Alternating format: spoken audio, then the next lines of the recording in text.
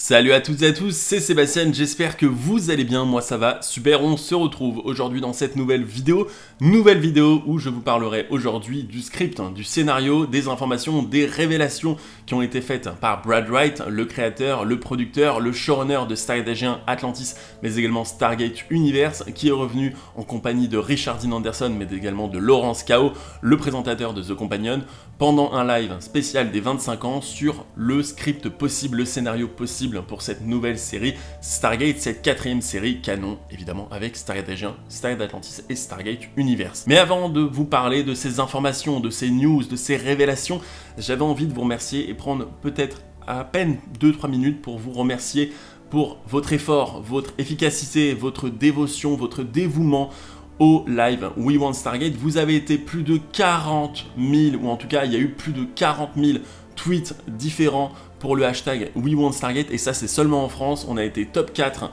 sur un total de 24 heures, top 4 des tweets les plus partagés. Malheureusement on n'a pas été top tweet France, en tout cas pas dans le top tweet 10 ou 20 de ce qu'on peut voir sur Twitter, mais je peux vous affirmer, je peux vous confirmer qu'on a été top 47 sur 50, en tout cas sur 200, sur 1000, ce que vous voulez, mais on était quand même dans le top 50 des tweets les plus partagés. Et si on avait continué, si on avait vraiment insisté des heures et des heures et qu'on avait pu encore partager beaucoup plus de tweets parce qu'on était bloqué par la limitation de Twitter, je peux vous dire qu'on n'aurait pas été 47, qu'on aurait été 25, peut-être 20, peut-être 10, peut-être premier, je ne sais pas.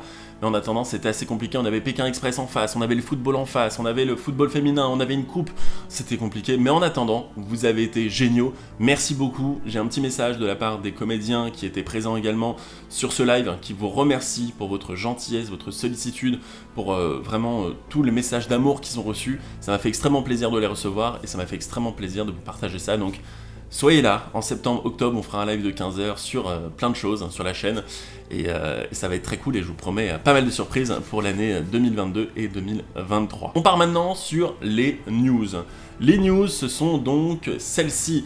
Avait lieu le 27 juillet à l'occasion du 25e anniversaire à partir de 23 h en France, c'est-à-dire une heure après le début du hashtag We Want Stargate, un live événement en compagnie de Brad Wright, de Laurence Kao, qui est donc le présentateur de The Companion, le cofondateur de Companion exactement, et également Richard Dean Anderson. Pendant plus de 50 minutes, ils sont revenus sur la saga, sur leur parcours, ce qu'il s'est passé, comment ils ont vécu certaines choses, leurs meilleurs moments, et surtout Laurence Kao leur a partagé ce que font les fans, ce qu'ils sont en train de gérer en ce moment. Ils ont parlé évidemment du hashtag We Want Stargate, ils ont parlé évidemment de ce que faisaient les enfants de MacGyver avec le montage de la Porte des Étoiles, ils ont parlé du roleplay Wyvern Gaming dont je vous avais déjà parlé, qui était donc un roleplay par rapport à Stargate. Et ils ont parlé de beaucoup de choses. Mais Brad Wright, il a fait quelques révélations. Rappelez-vous, dans une précédente vidéo, je vous avais dit que Brad Wright, il avait envie de faire une nouvelle série, et dans cette nouvelle série, la Porte des Étoiles serait révélée au grand public.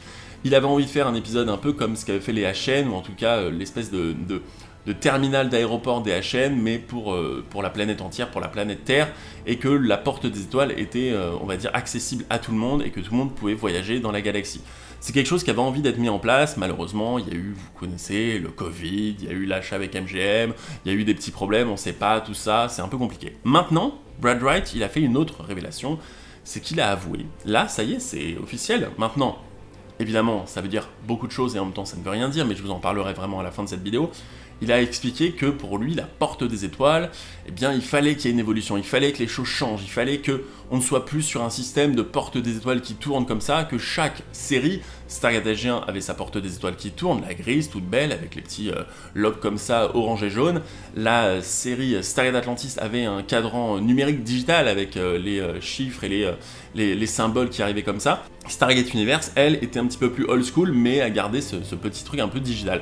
Et donc, une nouvelle série, Stargate, devait avoir sa nouvelle Porte des Étoiles, et lui, dans son script, ce qu'il a écrit, c'est que cette Porte des Étoiles serait une Porte des Étoiles créée par l'espèce humaine, qu'en 25 ans, l'espèce humaine aurait acquis tellement de technologie, tellement on va dire, de connaissances qu'ils auraient été capables de créer une Porte des Étoiles, et pas n'importe quelle Porte des Étoiles, la Porte des Étoiles, celle-ci. Alors ça ressemble à peu près à ça, c'est un dessin évidemment qui ressemble beaucoup plus à la Porte des Étoiles que, je crois que c'est Orline, avait fait dans son garage, mais bon, c'est quelque chose à peu près dans le même style, vous allez comprendre, c'est-à-dire une Porte des Étoiles qui aurait été créée par l'espèce humaine, où il n'y aurait plus besoin de tourner ou quoi que ce soit, et que ça ferait genre voilà, comme ça. Et en 10 secondes même pas, 5 secondes même pas, on pourrait ouvrir un vortex, ce genre de choses.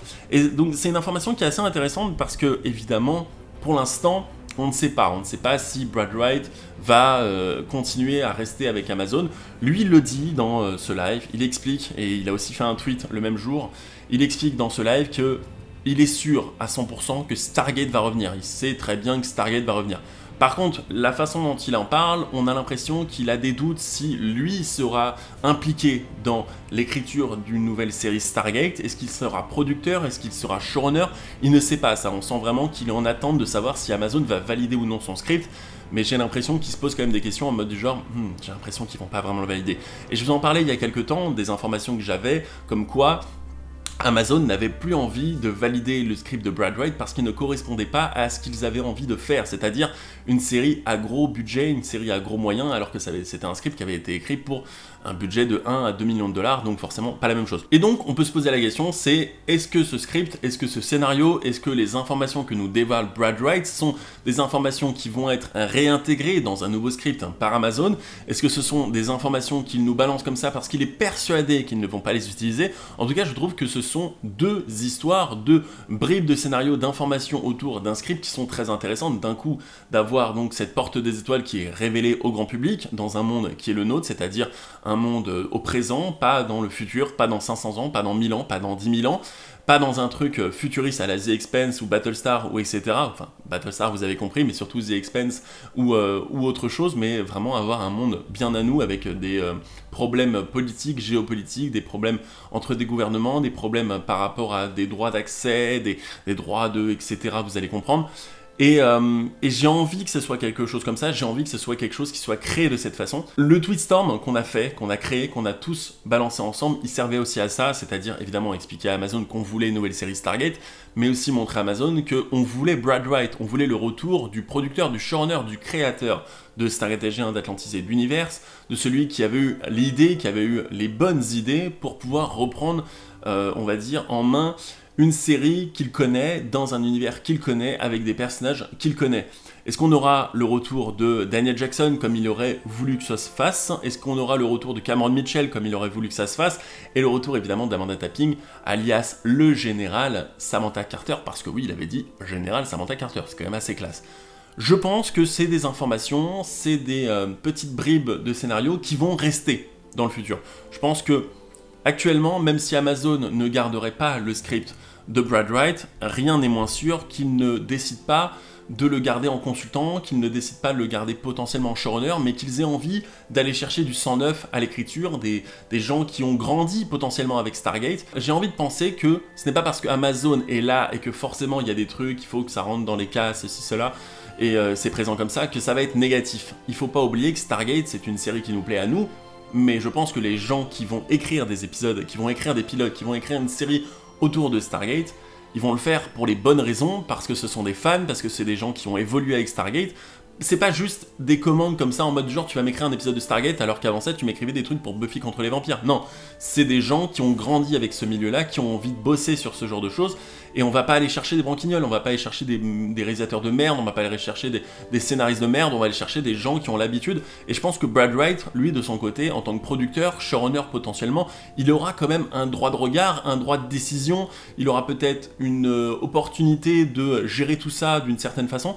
Et j'ai même pensé à quelque chose, et si c'était Amanda Tapping, donc notre actrice Amanda Tapping alias Samantha Carter, qui elle décidait de devenir showrunner. Il faut pas oublier qu'Amanda Tapping, elle est devenue réalisatrice, elle a bossé en tant que réalisatrice sur Travelers, elle a bossé en tant que réalisatrice sur Sanctuary, elle a bossé en tant que réalisatrice sur pas mal d'autres projets, donc c'est quelque chose qui peut vraiment arriver, et moi ça m'intéresserait pas mal, même peut-être Joe Malozzi par exemple, Joseph Malozzi qui a été très impliqué dans Stargate ces dernières années, et qui a été aussi très impliqué dans Atlantis et Universe. En tout cas c'est des choses que je me pose, et dites-moi dans les commentaires si ça vous intéresse. Donc une nouvelle porte des étoiles, un retour potentiellement de la série par Brad Wright ou non, on ne le sait pas. Maintenant, je vous disais, il a fait un tweet aussi, et dans ce tweet, il dit qu'il est sûr à 100% que Stargate reviendra. Peut-être pas par lui, mais il est sûr actuellement, il sait que Stargate reviendra, et s'il tweet quelque chose comme ça, c'est qu'il sait. Et il balance pas des tweets comme ça, vous regardez le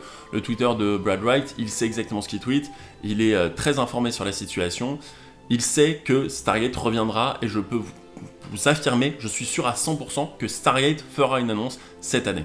Soit en 2022, soit en 2023, mais cette année, on va dire sur une année glissante, entre maintenant et l'année prochaine, il y aura une annonce sur Stargate, c'est sûr à 200%.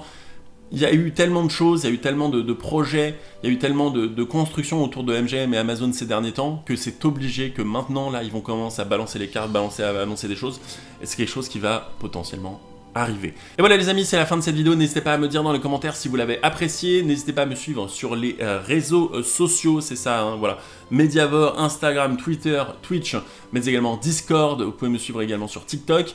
Si vous avez envie de nouvelles informations, etc., des choses que je ne balance pas forcément en vidéo, mais que je vous balance sur les réseaux sociaux, allez-y, c'est gratuit et ça soutient énormément. N'hésitez pas à vous abonner, c'est très important également. Bientôt, les 20 000 abonnés, on va aller chercher les 20 000 abonnés, on n'est plus qu'à 2500 abonnés des 20 000 abonnés, donc on va aller la chercher là avant 2023. C'était Sébastien, merci à tous d'avoir été là pour le We Want Stargate, je vous aime, je vous kiffe, vous êtes la famille Stargate, merci à tous, on se retrouve évidemment dimanche pour une vidéo un peu particulière et mardi pour le débrief du mois We Want Stargate, le débrief avec toutes les informations, tous les calculs, toutes les statistiques, etc. C'était Sébastien et ciao tout le monde.